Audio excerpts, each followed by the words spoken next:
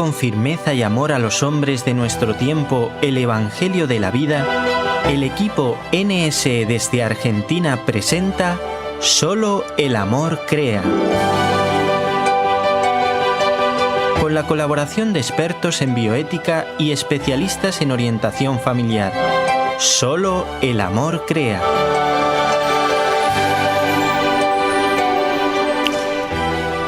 Bienvenidos una vez más a este programa Solo el Amor Crea. Lo transmitimos a través de Radio Católica Mundial en coordinación con el equipo NSE de Argentina, Nuestra Señora del Encuentro con Dios.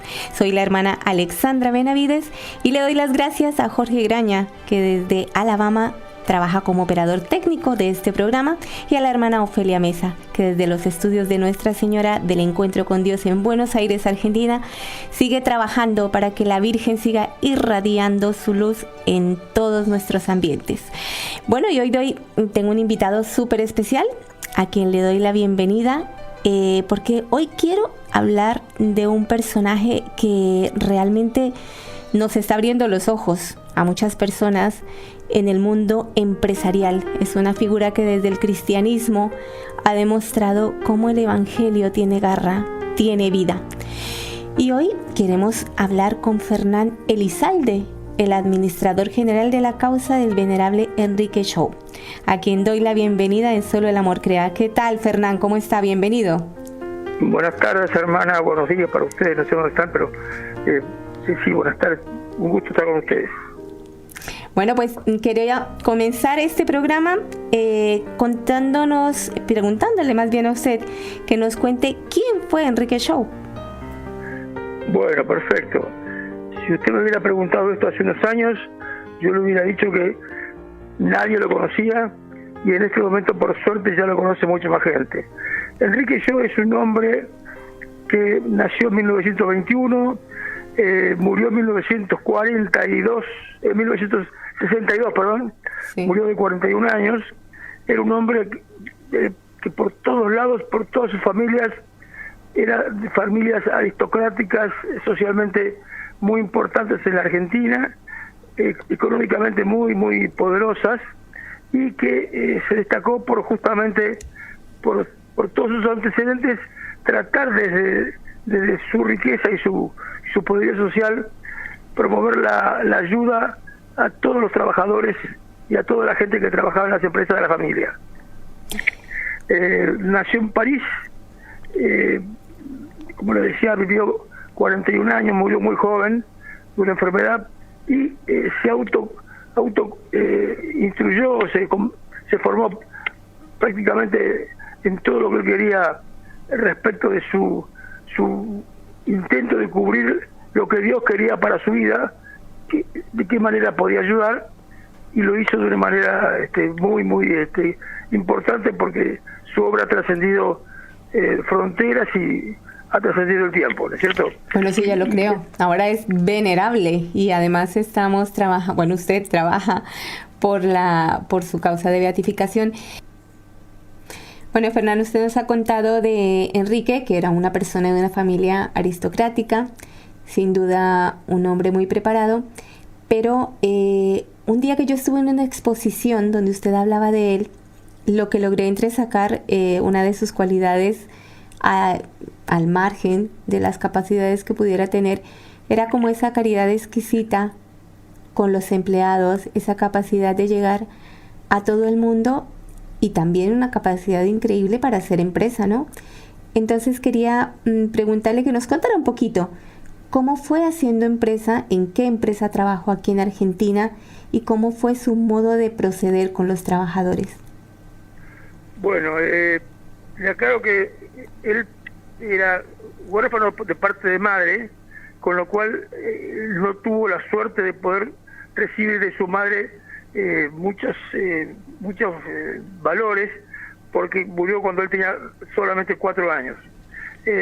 Pero se auto formó, digamos, decidió capacitarse por su cuenta, buscando todo lo que de alguna manera las facilidades que tenía por su nivel social y económico, por las empresas de su familia, le facilitaban. Y de hecho,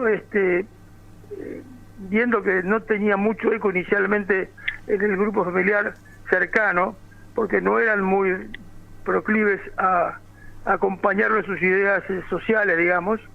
Él decidió no seguir con la familia y decidió incorporarse a la Marina Argentina, donde estuvo varios años.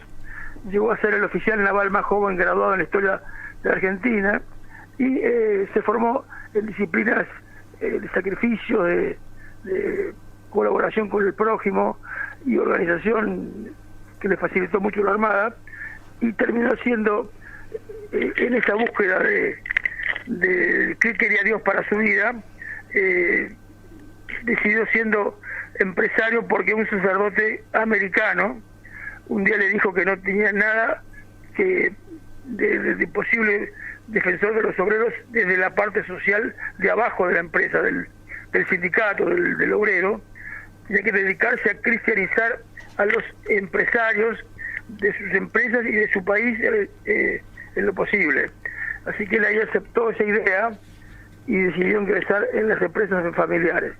Especialmente se incorporó a 2 o 3, pero una sobre todo, que fue la que más nivel social consiguió, o más renombre consiguió en su trabajo, fue la cristalería Rigoló, que es una empresa que está a pocos kilómetros de la ciudad de Buenos Aires hoy, y es una persona que la dio vuelta, digamos, y consiguió aplicar algo que es muy importante en cualquier empresa del mundo, que es tener siempre rentabilidad, con lo cual se garantizaba la parte económica que cumplía con los accionistas, y también tenía toda la parte social que la gente que trabajaba ahí, eran muchos, eran 3.500, 4.000 personas normalmente, necesitaban de su superioridad. Eso les permitió armar un grupo humano muy importante, donde él lideraba esta gestión y aplicando principios muy importantes de la doctrina social de la Iglesia, ¿no es cierto? Así es. Hola. Sí, y además que, sí, Fernán, no, está bien la parte técnica. Cuando hay un extracto, hay un libro de él que se llama Y dominad la tierra, que son varias alocuciones, conferencias que él va dando en distintos sitios y a distintos empresarios, y se va viendo la clarísima intervención de la doctrina social de la Iglesia. O sea, era un convencido de que el Evangelio era la fórmula perfecta, no solo para el empresario, sino para el obrero. Porque a veces pensamos que lo que transforma es pues la igualdad, la masificación, pero no, Enrique tiene cosas además formidables. Por ejemplo, cuando habla del marketing, él habla de la importancia de centrar los recursos de propaganda de una manera ponderada, equilibrada, y va citando y le va hablando a empresarios diciendo, bueno, pues por no ir más lejos y decirlo como él lo dice, porque es público evidentemente, pues que en Estados Unidos a veces se gastaba una cantidad de dinero en una publicidad, pero es como porque lo que interesa, pero que realmente el marketing del producto lo hace la calidad de quien lo hace, de quien lo diseña y de quien lo pone en funcionamiento, ¿no? ¿Qué cosas aplicaba él concretas para que su empresa tuviera éxito? Bueno, primero ocuparse de que todo fuera rentable, con lo cual estaba muy encima de todas las gestiones en forma personal inclusive. Uh-huh. ¿Cómo hacía eso? Recorría las fábricas, recorría los sectores de diferentes partes de la cristalería, y hablemos de la cristalería como el ejemplo de todo lo que hacían en las demás empresas. Entonces él estaba muy al tanto de todo lo que se hacía. Hoy las empresas tienen lo que se llama los tableros de control, donde alguien informa a la superioridad con indicadores los resultados de la gestión. Pero acá había un tema central, que era el involucramiento personal de Enrique, que le daba la parte operativa de la empresa, la gestión, pero aparte le daba la parte humana. Él podía escuchar permanentemente a toda su gente, los problemas que tenían, la necesidad que tenían, y por supuesto podía escuchar de ellos las sugerencias para cómo hacer que la empresa mejorara en determinados procesos o niveles de trabajo, para facilitar, para abaratar o para tener más seguridad a la gente, ¿no es cierto? Y todo lo hacía con una visión muy humana, muy de amigo, no de jefe solamente, sino de superior, pero al lado de uno mismo, ¿no?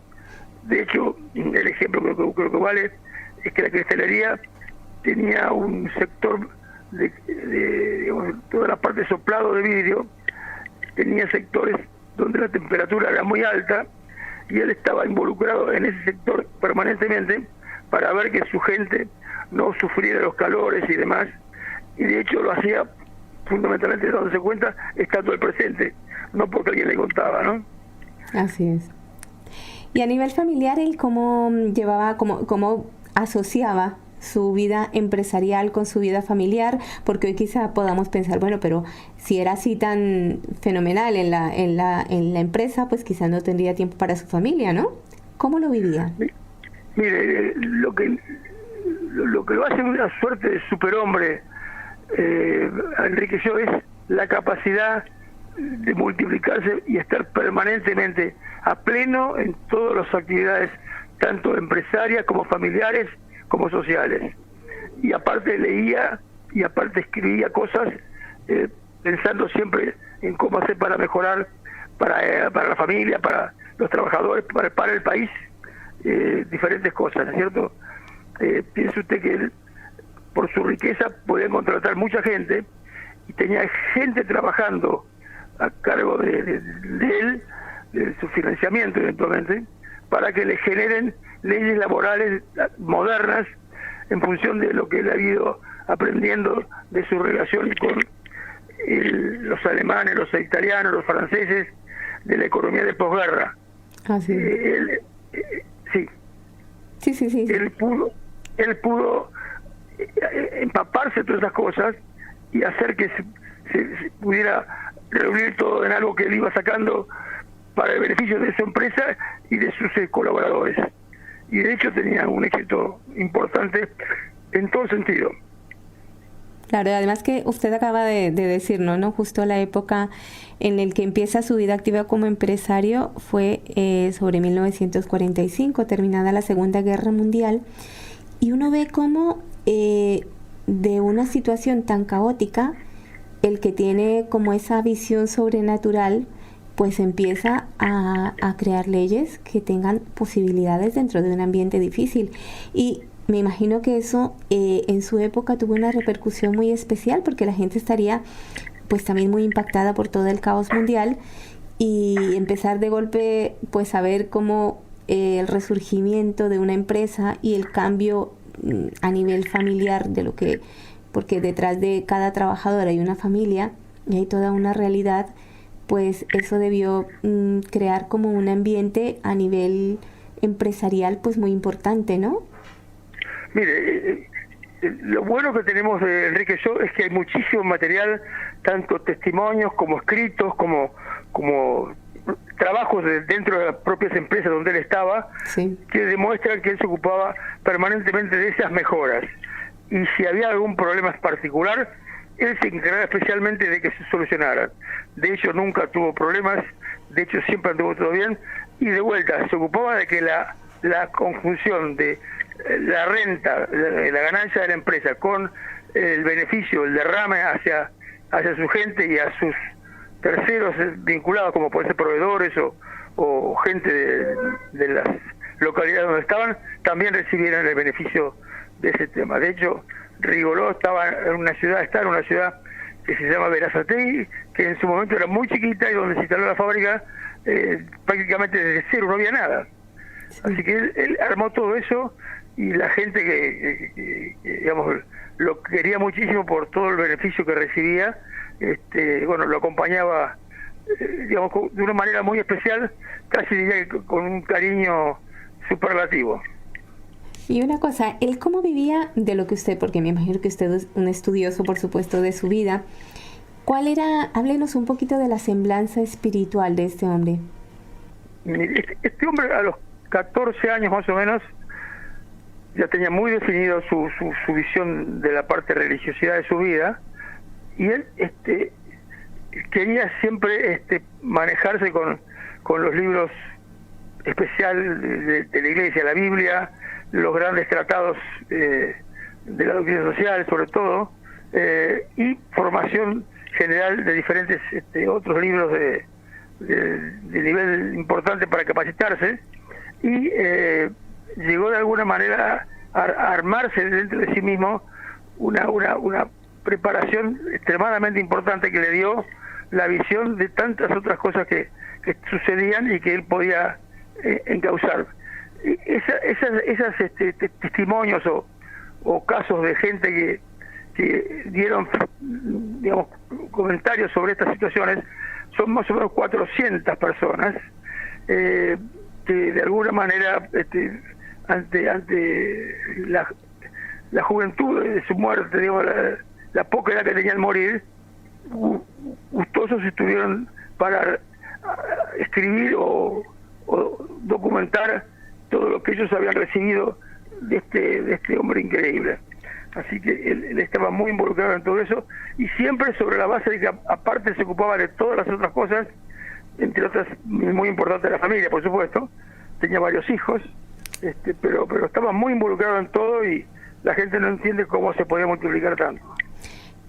Tenía 9 hijos, se casó con Cecilia Bunge, ¿no? 9 hijos. Y me imagino que ella también debió ser una compañera, una ayuda adecuada para este camino hacia la santidad, ¿no? Sí, sin duda. Lo que pasa es que uno cuando lee las cosas íntimas de sus diarios íntimos, se da cuenta que él le estaba pensando permanentemente en cosas que eran trascendentes, digamos. Sí. Él cuando tenía entonces 14, 15 años, se autoescribe un manual que se llamaba Enfoques de mi amor a Dios, que era un manual de procedimientos de cómo actuar para siempre amar a Dios a través del ejemplo con el prójimo, con sus colaboradores, con sus parientes, con sus amigos. Y su ejemplo era tan importante que evidentemente lo hacía siguiendo ese manual diario, cumpliendo al pie de la letra. Y además también una época de su vida estuvo encarcelado, ¿verdad? Estuvo encarcelado también por ser, en la época del peronismo estuvo encarcelado por ser el presidente de la Acción Católica, fundamentalmente, y aparte por ser presidente de ACRE, de la Acción Cristiana de Gente de Empresas, pero no por alguna cuestión donde él estaba involucrado personalmente en algo que hubiera sido considerado subversivo. Uh-huh. Se estuvo detenido por ser un dirigente social cristiano católico, claro, importante. Claro. Y también fundó la Casa del Libro, y luego también, o sea que paralelamente a su actividad como empresario, como padre de familia, tenía una serie realmente era una persona también muy capaz, porque era capaz de ejercer muchísimas funciones al tiempo, y en todas con perfil de líder, ¿no? Sí, de hecho, usted menciona la Casa del Libro. La Casa del Libro es algo que él decide crear a su costo, sin buscar objetivos de rentabilidad, solamente quería que se cubrieran los gastos, para que en la Argentina hubiera material valioso de esquemas sociales de empresas y cómo manejarlos en diferentes situaciones, cómo tratar a la gente, en fin, los grandes tratados mundiales él los tenía disponibles para facilitar a quien quisiera, en lugar de tener que ir al exterior a conseguirlos. Él tenía todo eso ahí en la calle Paraguay y Esmeralda aproximadamente. Qué hermoso. Si le parece, Fernán, vamos a una breve pausa, y en un ratito volvemos para seguir hablando de el siervo de Dios Enrique Shaw.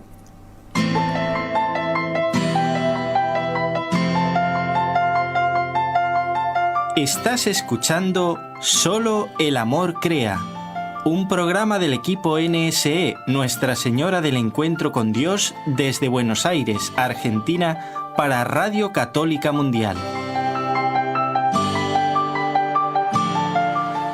Vosotros, señores, señoras, hombres de negocios, en su mayoría cristianos, debéis ser los artífices de una sociedad más justa, más pacífica y fraterna.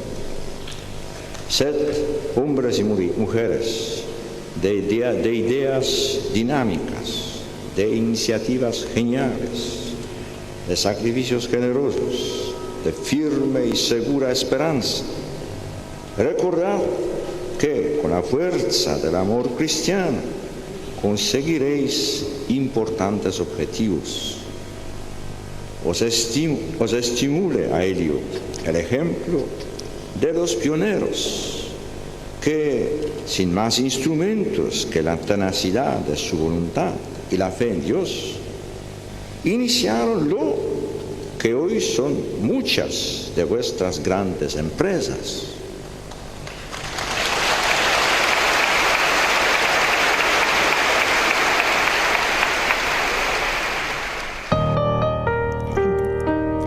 Bueno, y acabamos de escuchar una intervención de San Juan Pablo II a los empresarios argentinos, donde justamente plasma el ideal de Enrique Schou, hablándole a estos empresarios de la importancia de creer en la fuerza que tiene el cristianismo, con esa osadía, con esa iniciativa y con esa garra que tenía nuestro santo papa, el inolvidable San Juan Pablo II. Volvemos, Fernán, y bueno, realmente Enrique Schou era como una personificación del empresario, no solamente lleno de iniciativas, sino un empresario con garra, un empresario que cuando se metía en algo, se metía hasta el fondo. Quería leer, Fernán, si me permite, hay un libro que ya lo mencioné anteriormente, que se llama Y dominad la tierra, que es una serie de conferencias que él daba, donde habla, fíjese, él hablando de la Eucaristía y la acción empresaria. Y quiero que lo comentemos porque me parece muy iluminador y muy acertado para cualquier empresario que nos pueda estar escuchando.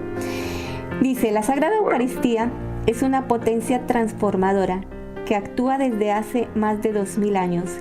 Jesús no se ha contentado con hacerse uno de nosotros. Ha querido hacer de cada uno algo de sí. Y va explicando un poco más de la Eucaristía y luego dice: el capitalismo ve en quien pretende obtener posesión de capital y por consiguiente poder económico un competidor, un adversario. El comunismo procura que nadie tenga poder económico sino el Estado. El cristianismo estimula en todo el desarrollo de las aptitudes necesarias para asumir responsabilidades económicas y aspira a que sean utilizadas, lo que es distinto de usufructuadas. En otras palabras, los dirigentes de empresas deben ser realmente empresarios, hombres de empresa, emprendedores, creadores de fuentes de trabajo. A ver, Fernán, ¿qué nos dice de esto tan hermoso? Bueno, esos escritos, esas conferencias que él daba, fueron aproximadamente unas 6 o 7, las más importantes, porque él daba por muchos lados muchas cosas, aparte de las que escribía para su formación personal. Él hacía este tipo de presentaciones para justamente buscar gente que lo siguiera. Lo que pasa que durante tantos años que él, después de su muerte, que digamos su presencia decayó muchísimo en todo el éxito de esto, pero por suerte quedaron esos escritos, y entender la conferencia Eucaristía y Vida Empresaria no es muy fácil, porque justamente se piensa que el empresario necesariamente tiene que ganar dinero, pero él lo veía como un tema donde el empresario se sacrificaba diariamente en lo que él llamaba el altar del trabajo, que es la empresa, para justamente inmolarse para que esa empresa fuera rentable y pudiera compartir con los trabajadores y con sus cercanos y repartir el beneficio que eso generaba, ¿no es cierto? Y así en cada una de las diferentes conferencias.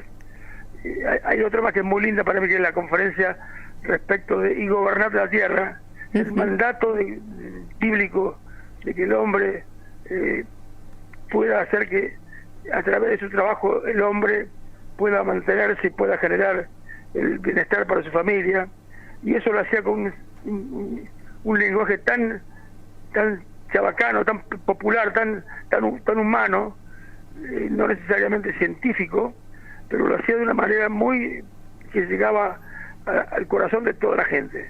Y creo, Fernán, perdón que le interrumpa, creo que es verdad que puede ser que no sea goce de tanta acogida esta conferencia, pero es la pura realidad, porque ¿qué es un empresario? Pues un hombre que da oportunidades de trabajo, un hombre que hace, que construye en bien de muchos.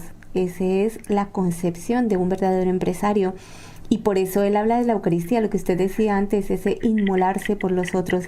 Por eso era capaz de pues estar con los trabajadores hasta las tantas, escuchar sus problemáticas, recorrerse toda la empresa, prescindir quizá de alguna máquina que podría reemplazarlo y ocuparse directamente de escuchar, de dar su tiempo a alguien que tenía un problema o que simplemente se encontraba pasando un mal momento profesional. Y a propósito de esto, seguimos viendo hoy empresarios. Hace poco entrevistábamos justo en nuestro programa a don Juan Carlos Bruno, también un empresario que, siguiendo estos lineamientos del cristianismo, de la Iglesia Católica, pues puede ver en su empresa cómo se hace familia y que el objetivo no es enriquecerse, el objetivo es construir. Con lo cual, si nosotros volvemos a poner en la palestra estos valores, creo que podemos hacer mucho por nuestra Argentina, ¿no? Sin lugar a duda, y yo diría que más. La visión de Enrique Yo es trascendente a nivel mundial, porque en muchos lugares del mundo hoy ya están dándose charlas con el tema de cómo manejaba las empresas Enrique Yo y las familias y los trabajadores, los colaboradores, y lo hacen de una manera quizás más importante que lo que se hace en la Argentina. Están más avanzados en ese aspecto en el exterior que en la Argentina. Eso no tengo ninguna duda, porque yo he participado en muchos casos, dada la facilidad que hay para comunicarse hoy. Sí. Me han invitado y he participado dando alguna... Por ejemplo, cuéntenos algún sitio donde estén haciendo esto, donde estén haciendo la réplica. Mire, en México, y le doy un ejemplo, la empresa Bimbo ha sido un modelo, el fundador de Bimbo, el señor Lorenzo Servicci, que murió hace pocos años. Él era un fanático de las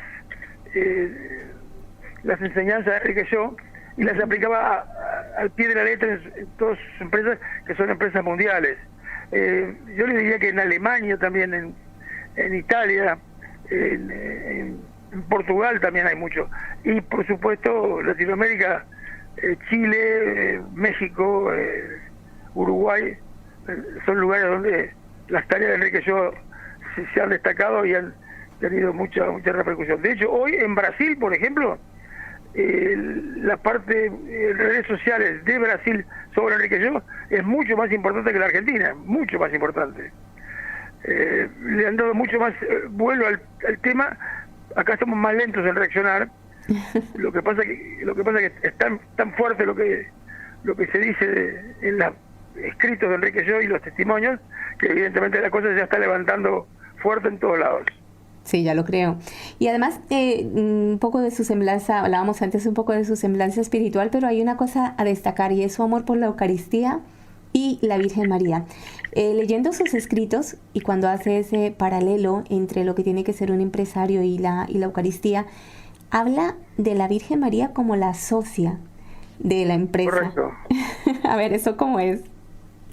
Bueno, él siempre fue muy mariano, muy mariano, con lo cual siempre estaba con la Virgen involucrada en sus gestiones, en sus participaciones.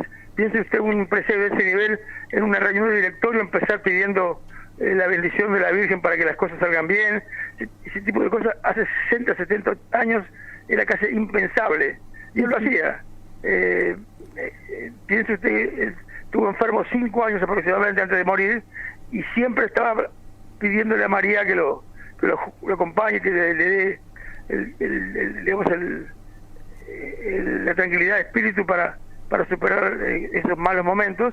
Y todo eso lo hacía porque realmente sentía la presencia de María cercano a él, ¿no?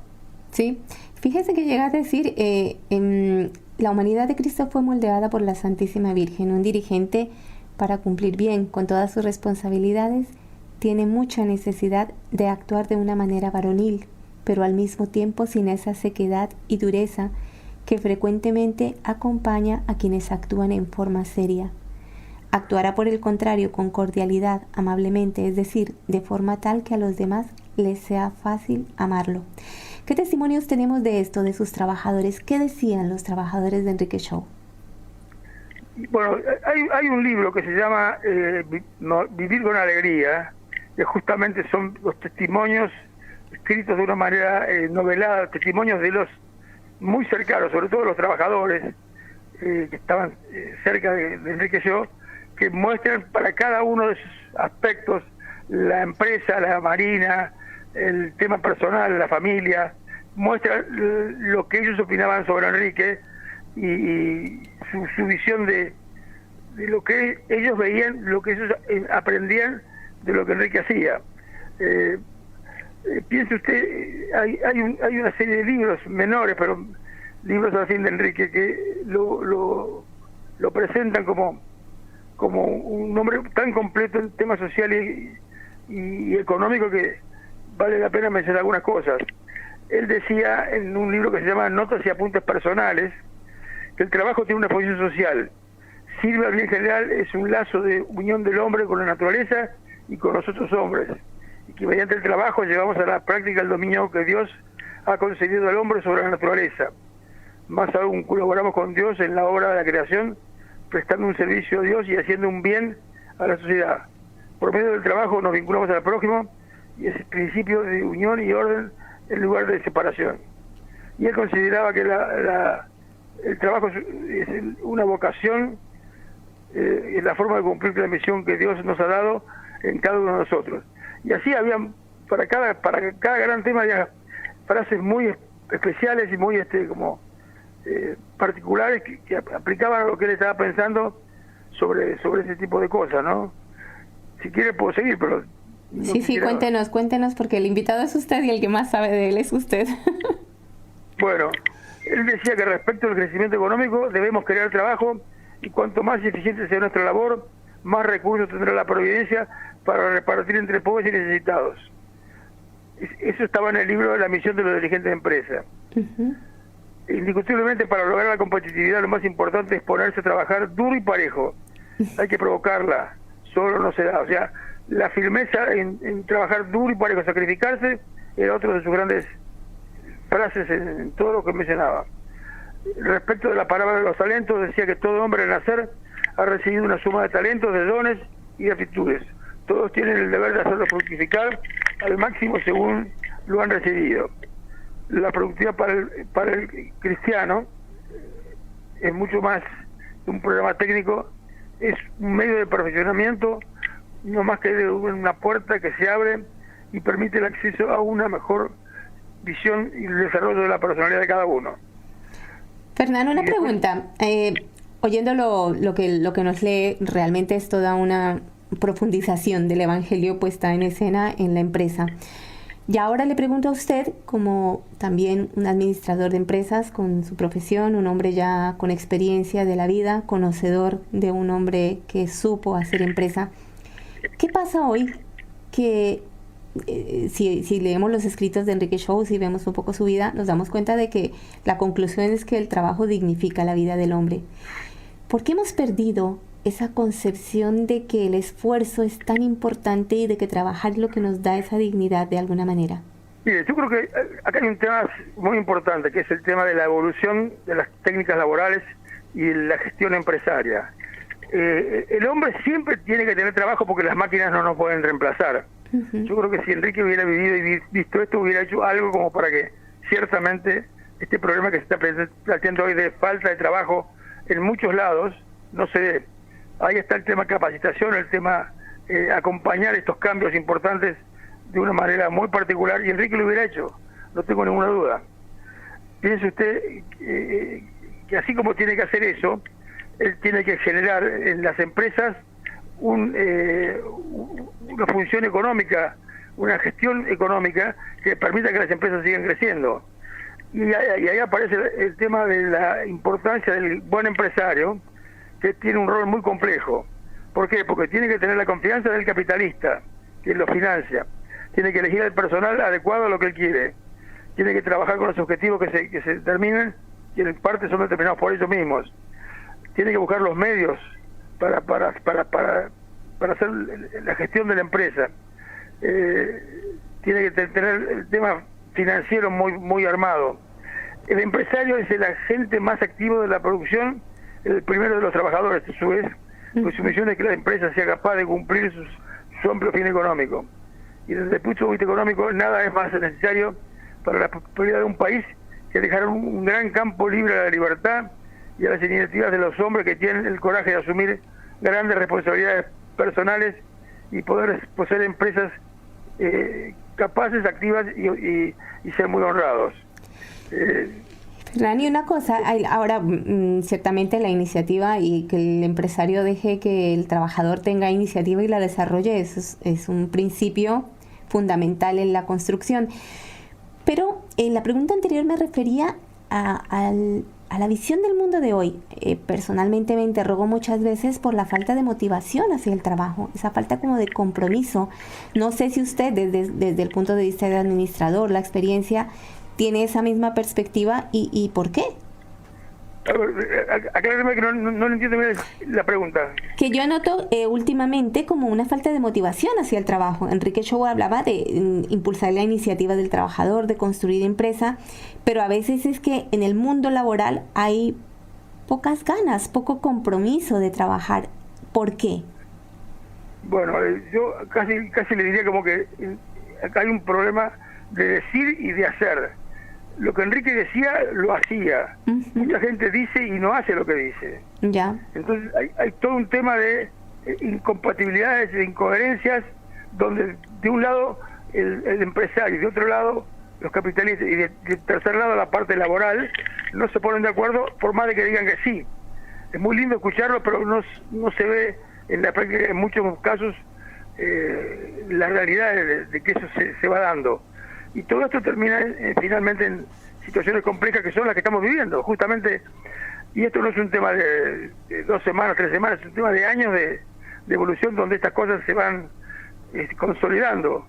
Yo creo que las empresas de Enrique, claramente la visión del trabajador cercano a la empresa y a sus directivos era fundamentalmente por la gestión de Enrique, que los acompañaba en todo momento, compartía con ellos las buenas y las malas, tratando de que las malas no fueran tan malas, pero lo hacía de una manera que antes se usaba una palabra que es camisetearlos. El trabajador se camiseteaba con la empresa, con lo cual estaba contento de trabajar ahí. Y hay infinidad de ejemplos de los beneficios de Enrique para las familias de sus trabajadores. Piense usted, hace 60, 70 años no había 100% de gente que supiera leer y escribir. Bueno, Enrique tenía escuelas en las empresas donde estaban y ahí les enseñaban a leer y escribir. Por supuesto, el tema comida era otro tema que estaba totalmente firme en las empresas, pero que ahora, más que nada por una necesidad, se hace, no porque sea un concepto intrínseco del propio trabajador de sentir la bondad del empresario que lo ayuda y le permite conseguir ese tipo de cosas, ¿no? Claro. Y una pregunta, me imagino que después de la Segunda Guerra Mundial emigró mucha gente de Europa para Argentina, o para América en general. Sí. ¿Se vieron beneficiados de la empresa? Yo le diría que sí. El tema es que el caso particular de Enrique en Rigolo era una empresa donde tenían una especialización muy grande, gente, digamos, de la industria del vidrio, que era muy técnica. Entonces, esa gente que vino de Europa consiguió trabajo en Rigolo y pudo desarrollarse plenamente, aún aquellos que eran analfabetos. Claro. Ese beneficio de aprender y de capacitarse y ser bien pagado se complementaba con, por ejemplo, y acá va un ejemplo de los tantos que tenemos, había un capataz que no era profesional ni era no se ve leer y escribir bien, entonces le costaba muchísimo mostrarse, siempre estaba medio escondido como oculto para no pasar vergüenza, y Enrique lo tenía muy en la mira para que no desfalleciera. Entonces un día se entera que este señor estaba vendiendo su auto, tenía un vehículo, en una época no todo el mundo tenía auto, pero ellos tenían auto, muchos, porque se quería ir a ver a su madre a Europa, porque se estaba muriendo.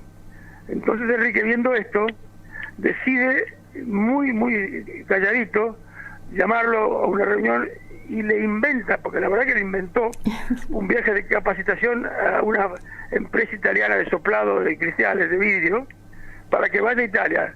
Entonces aprovecha y le dice, mire, no venda su coche, me dice que está queriendo venderlo, no venda, aproveche este viaje, capacítese, y de paso cuando esté por allá, se sube capacita para ver a su madre. El señor no podía creer que le estaban diciendo eso, su superior general, el máximo nivel de autoridad. Y esto era porque Enrique llegó, de alguna manera, por supuesto, sin generar una barbaridad empresaria, pero lo eligió a él para que se forme, se capacite, y de paso no tenga que vender el auto, y vaya a ver a su madre, que se estaba muriendo. Qué ejemplo tan lindo, ¿verdad? Además, qué discreción, que es lo que da el Evangelio, ¿no? Ese saber quedar escondido, no revelarle al otro como ese respeto por la persona del otro, y sin embargo, pues darle lo que pide, ¿no? Bueno, lo que no lo estaba pidiendo el pobre. Y al mismo tiempo, también compatibilizando con los objetivos empresariales, porque sus inversores querían que él fuera rentable.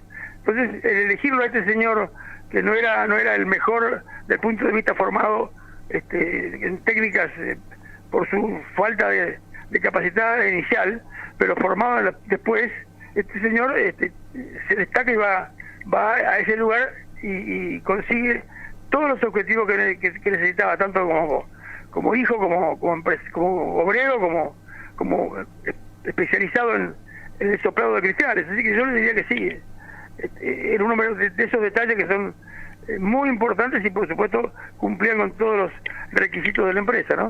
Que además no se improvisan, ¿no? Eso nos habla de que era un hombre de oración. Esto realmente es una moción del Espíritu Santo, que es el único que sabe conjugar discreción con excelencia, ¿no? ¿Se sabe algo después de ese trabajador? ¿Él escribe ese testimonio? ¿Él es el que lo cuenta después qué pasó con él? ¿Se sabe algo? Al volver después del viaje, por supuesto, hizo el curso, pudo aplicar en la empresa lo que había aprendido, pudo hacerlo de la visita a su madre, pudo estar allá cuando ella muere, y aparte lo vendió el auto. Entonces, desde el punto de vista personal, es completo.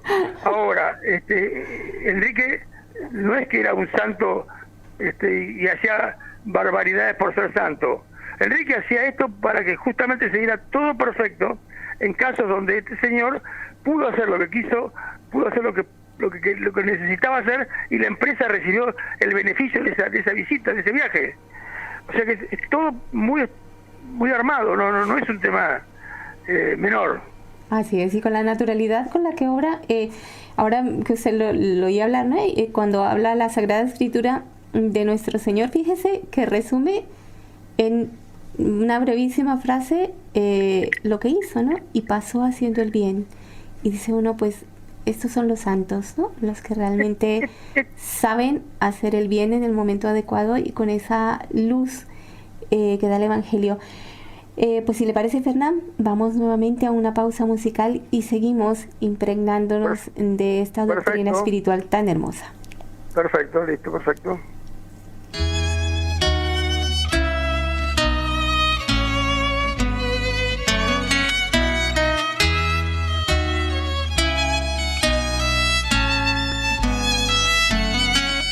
Amarte a ti, Señor, en todas las cosas y a todas en ti, en todo amar y servir, en todo amar y servir.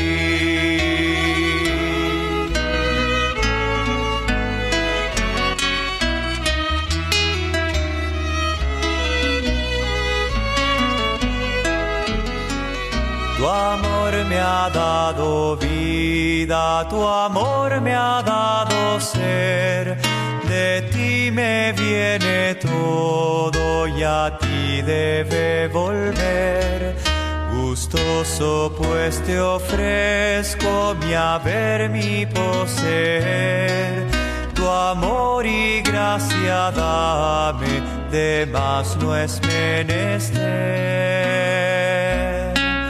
Amarte a ti, Señor, en todas las cosas y a todas en ti, en todo amar y servir, en todo amar y servir.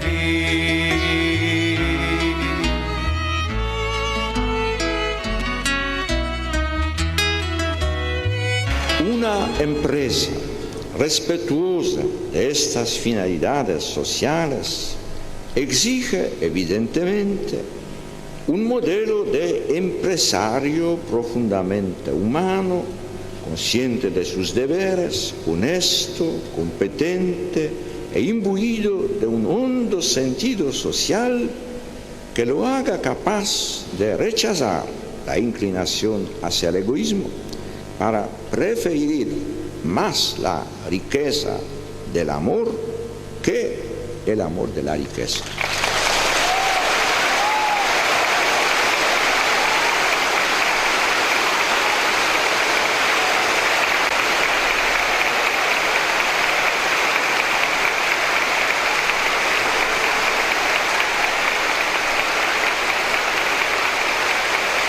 Regresamos a Solo el Amor Crea después de haber escuchado la intervención de San Juan Pablo II hablando de los empresarios, y justamente nos revela lo que usted acaba de contar de él, ¿no? Ese salir de sí constantemente.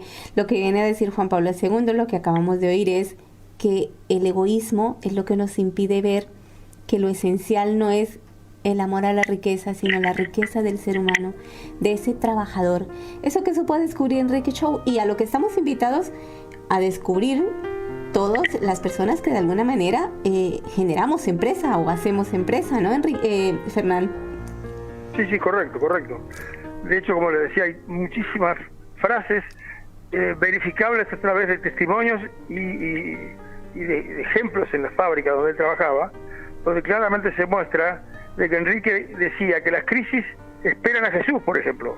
¿Qué frase puede llegar a decir un empresario que la gente no se le ría? Justamente los que realmente creen que su jefe es superior y está cercano a la perfección, digamos, como persona, esas personas se reciben ese mensaje y no lo podía creer. Claro. Y Enrique decía que fuera de la religión no hay solución. Así es. Y Dios se sirve de los males actuales para despertarnos.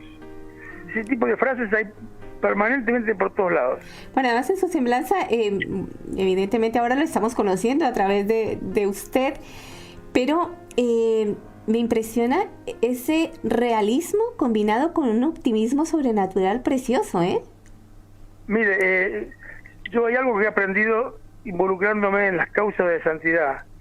El santo, aparte de ser una persona que sufre muchísimo porque no es fácil ser santo, es un hombre que está como elevado y recibe una importantísima dosis de apoyo para hacer lo que hace y ser el ejemplo que tiene que ser.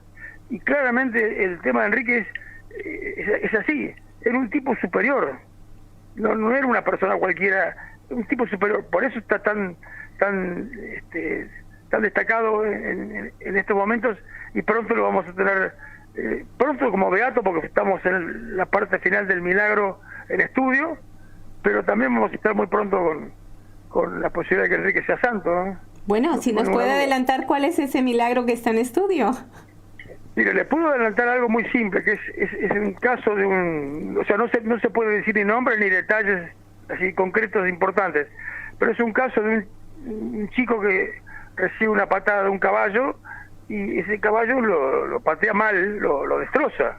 Sí. Y el chico a pesar de haber muerto varias veces y haberlo recuperado y haber tenido una serie de recaídas y recuperaciones evidentemente muy particulares que lo llevan a la inexplicabilidad, ese chico hoy está perfecto después de varios años de haber ocurrido esto. El trámite está en el Vaticano, en el estudio yo no le puedo decir más nada porque justamente está prohibido hablar para no Sí, no, era un detalle de curiosidad que, bueno, luego lo sabremos cuando ya sea beato. Pero sí que usted ha dicho algo precioso, y es que el santo sufre mucho. Y sí, totalmente. Sobre ese sufrimiento Dios construye su obra, ¿no? Porque el santo en realidad es el que se deja hacer por Dios. Cuando yo digo sufre mucho, sufre en el sentido de que es atacado permanentemente, no solamente por los cercanos, sino por el demonio. El demonio no quiere que estas personas se destaquen, no quieren que sigan. Y en el caso particular de nosotros, los que estamos cercanos a las causas, también nos pone trabas permanentemente, nos incomoda, nos bloquea, hace que lo que hacemos se demore, se dilate. Entonces es un tema muy particular, el tema del sufrimiento del santo, del hombre que está tan cercano a Dios. Sin embargo, cuando uno estudia la vida y de suyo todo el proceder, hay santos para todos los gustos y de todas las condiciones, pero por ejemplo ahora justamente Enrique, que es un empresario, una persona con cualidades humanas y sobrenaturales muy notables, pues el común denominador del que apuesta por Cristo es primero, sí, la cruz, por supuesto, porque seguimos a un crucificado, pero luego en medio de ese seguimiento a un crucificado, una hora que humanamente es tan prolífica, y eso lo vemos en todos los santos, que uno dice, pero ¿a qué hora le daba tiempo de hacer todo lo que hacía? Es inexplicable. Y bueno, ahora hablamos de él, una familia con 9 hijos, un padre de familia responsable que estaba con sus hijos, con su familia, creador de empresas, estaba con sus trabajadores, en los pormenores de sus trabajadores, creándoles facilidades para que su familia estuviera bien. ¿Cómo se multiplica el tiempo cuando realmente uno apuesta por el Señor, no? Yo lo que le puedo decir desde el punto de vista empresario, Enrique permanentemente tenía críticas porque lo de él sonaba demasiado apoyo al trabajador, y él defendía al trabajador, pero no lo hacía porque sí o porque se le ocurría, sino porque él tenía una visión de la empresa completa que hacía que con buenos resultados él podía mantener todo lo demás. El punto es exactamente ese. Yo no creo que hubiera sido fácil para Enrique tener una empresa que perdiera plata permanentemente, que tuviera gente digamos, mala, destruyendo máquinas. Él se ocupaba de que las cosas funcionaran plenamente y que todo fuera positivo. Pero insisto, el tema claramente era su involucramiento permanente para que todas las cosas salieran bien, ¿no? Pues nada, Fernán, tenemos que terminar ya el programa y quiero concluir retomando nuevamente lo que San Juan Pablo decía, y es que una vez que el empresario se da cuenta que el egoísmo es el enemigo de la construcción de su empresa, pues logra captar toda la dimensión que puede hacer un dirigente cuando apuesta por el Evangelio. Y también quiero terminar con unas palabras de Enrique Shaw, que decía que el desempleo él lo calificaba como un mal moral. Y ciertamente fue por lo que luchó a nivel empresarial durante su corta vida, porque en realidad murió muy joven y sin embargo logró hacer una mega empresa, un mega trabajo al servicio del Evangelio. Creo que es un ejemplo hermoso y que hace honor a este programa de Solo el Amor Crea.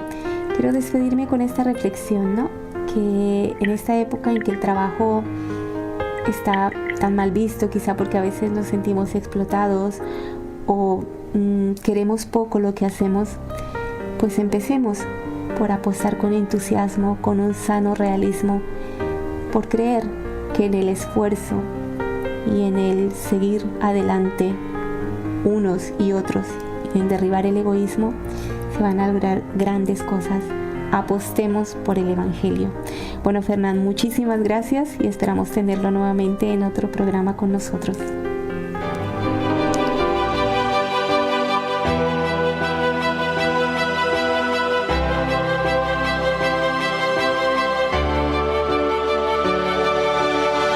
Para anunciar con firmeza y amor a los hombres de nuestro tiempo el Evangelio de la vida, el equipo NSE desde Argentina presentó Solo el Amor Crea.